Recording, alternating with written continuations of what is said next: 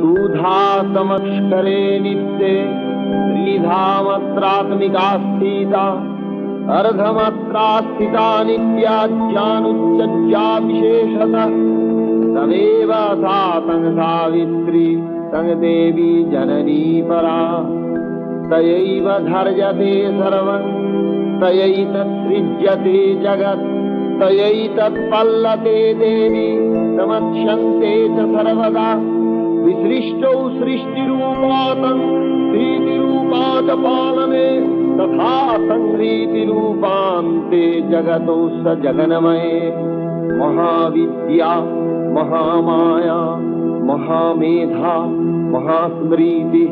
महामहा च भवती महादेवी महासुरी प्रकृतिस्तञ्च सर्वस्व गुणत्रय विभाविनी कालरात्रिर्महा